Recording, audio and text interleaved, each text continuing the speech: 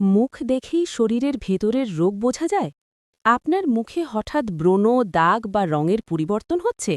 আপনি কি জানেন এগুলো শুধু স্কিনের সমস্যা নাও হতে পারে?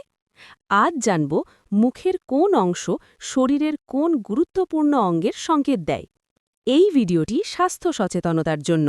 মুখ দেখে নিশ্চিত রোগ নির্ণয় করা যায় না। কোনো উপসর্গ থাকলে অবশ্যই চিকিৎসকের পরামর্শ নেবেন। ফেস ম্যাপিং কি? ফেস ম্যাপিং হলো একটি ধারণা যেখানে বলা হয় মুখের বিভিন্ন অংশ শরীরের ভেতরের গুরুত্বপূর্ণ অঙ্গের সাথে সম্পর্কিত।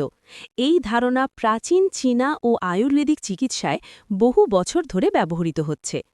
কপালে বেশি ব্রণ বা তেলচুটে ভাব থাকলে এটি হজমতন্ত্রের সমস্যা নির্দেশ করতে পারে।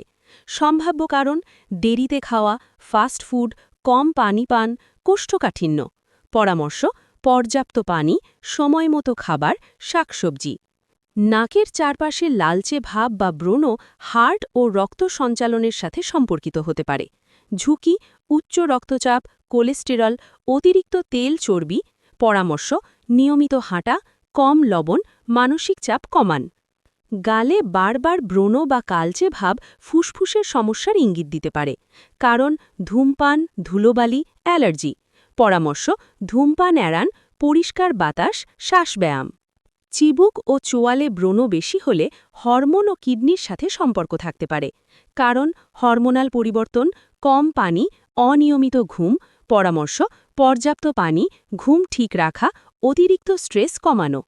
গুরুত্বপূর্ণ বাস্তবতা: মুখের পরিবর্তন মানেই রোগ নয়, কিন্তু এটি শরীরের ভেতরের সমস্যার একটি সতর্ক সংকেত হতে পারে। সুস্থ থাকতে চাইলে শুধু স্কিন কেয়ার নয়, ভেতরের যত্ন নিন। খাবার, ঘুম, ব্যায়াম এই তিনটেই আসল ওষুধ। ভিডিওটি ভালো লাগলে লাইক দিন, স্বাস্থ্য সচেতন বন্ধুদের সাথে শেয়ার করুন এবং এমন ভিডিও পেতে চ্যানেল সাবস্ক্রাইব করুন।